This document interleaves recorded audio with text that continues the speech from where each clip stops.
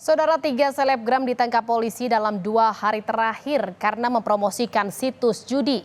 Polri menyebut server yang berada di luar negeri menjadi kendala dalam mengungkap kasus judi online. Aktivitas judi online di Indonesia kian marak. Banyak generasi muda yang menjadi korban judi online. Sama seperti minuman keras dan narkotika, judi juga bisa membuat seseorang menjadi kecanduan. Selain itu, dampak kecanduan judi online dapat meningkatkan angka kriminalitas.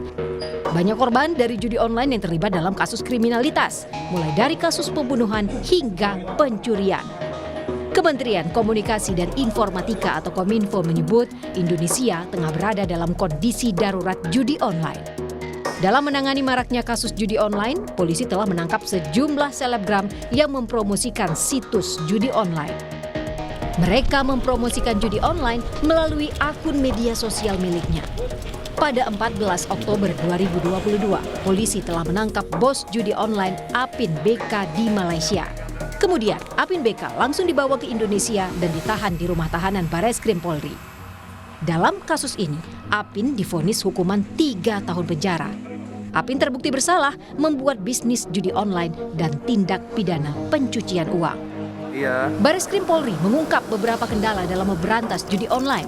Kepala Biro Pengawas dan Penyidikan Bareskrim Polri, Brigjen Iwan Kurniawan mengatakan salah satu kendala pengungkapan kasus judi online lantaran server serta korban judi online berada di negara yang berbeda. Menurut Iwan, hal itu menjadi penghambat dalam pengusutan kasus judi online. Udah banyak pelaku-pelaku yang kita proses sampai ke sidang pengadilan. Memang banyak kendala juga ketika kita lakukan penyelidikan dan pembongkaran kasus ini dalam rangka untuk pencegahan juga, bahwa ternyata banyak server-server ini yang berada di luar negeri, ya kan? Sehingga kadangkala ketika kita bekerja sama pun dengan negara lain, ada juga yang aturannya berbeda seperti yang tadi saya sampaikan. Bagi kita di negara kita ini merupakan suatu tindak kejahatan. Tetapi ada juga di beberapa negara yang itu tidak ilegal, sehingga agak menyulitkan. Sementara itu, Kementerian Komunikasi dan Informatika Kominfo telah menyiapkan jurus baru untuk menindak situs judi online. Tidak hanya memblokir platform judi online, Kominfo juga akan menyasar akun rekening pemilik judi online. Untuk itu, Kominfo akan bekerja sama dengan otoritas jasa keuangan agar bisa memblokir akun rekening pemilik judi online. Harus ada tindakan hukum supaya masyarakat merasa lebih nyaman. Saya senang dengan misalnya berita Kapol Tabes Bandung menangkap selebgram yang mempromosikan situs judi. Nah, itu bagus. Artinya kan ada efek gitu loh. Tindakan hukum yang dilakukan oleh kepolisian atau aparat penegak hukum begitu loh.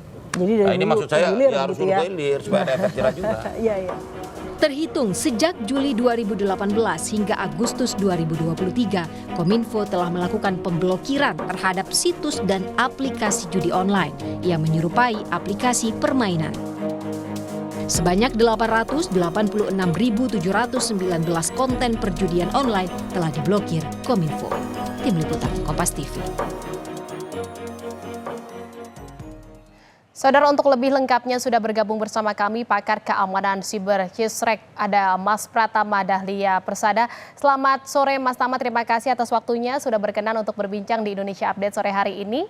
Mas Tama, baru saja ini ada 3 selebgram yang mempromosikan judi online ini ditangkap oleh polisi, dan fenomena ini bukan hanya kali pertama terjadi, tetapi juga sebelumnya sudah pernah terjadi. Apa yang sebenarnya membuat mereka ini tertarik untuk mempromosikan aplikasi judi online padahal mereka tahu ini adalah perbuatan yang salah? Ya, menurut saya ini adalah kepanjangan tangan dari para agen judi online, para bandar itu yang mereka karena memiliki uang yang cukup banyak, mereka menawarkan ke para influencer, para selebgram ini uang dengan cukup mudah, hanya mengiklankan slot, mengiklankan judi online-nya begitu di akunnya, dan mereka mendapatkan bayaran bulanan. Dan ada tambahan lagi, mereka bisa mendapatkan program afiliasi. Kalau misalkan yang ngeklik semakin banyak, mereka akan semakin mendapatkan komisi dari judi online itu semakin banyak juga begitu. Lagi-lagi memang karena masalah uang dan bagus juga komisi yang didapatkan dilakukan oleh oleh polisi ya gitu. ya, padahal mereka tahu ini adalah jelas-jelas judi online yang bisa berdampak negatif untuk para followernya, seperti itu. Mas Tama? Ya, kan mereka nggak berpikir bahwa ya, halo, dengar nggak suara saya? Iya, terdengar. Halo, ya.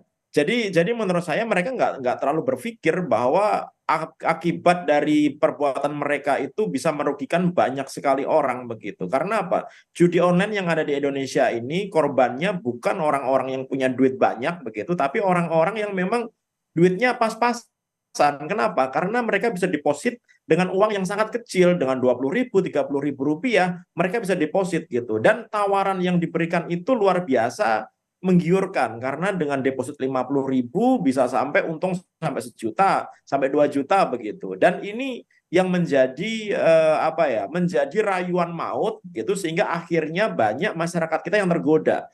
Nah, dari mana kok si agen-agen judi ini bisa tahu nomor handphone dari para targetnya itu? Ya dari kebocoran data pribadi. Banyaknya kebocoran data pribadi yang ada di Indonesia membuat mereka bisa mendapatkan data tersebut dan mengirimkan ke nomor-nomor kontak tersebut tawaran-tawaran judi online. Nah, disinilah yang menurut saya pemerintah harus aware bahwa nggak boleh lagi ada kebocoran data pribadi, harus ada penindakan yang cukup berat. Kemudian yang kedua, tadi ketika dibilang bahwa susah nih server yang ada di luar negeri, ya nggak gitu-gitu juga gitu. Kalau menurut saya, ini yang jadi kendala di Indonesia ini kan yang menawarkan tuh agen-agen yang ada di Indonesia.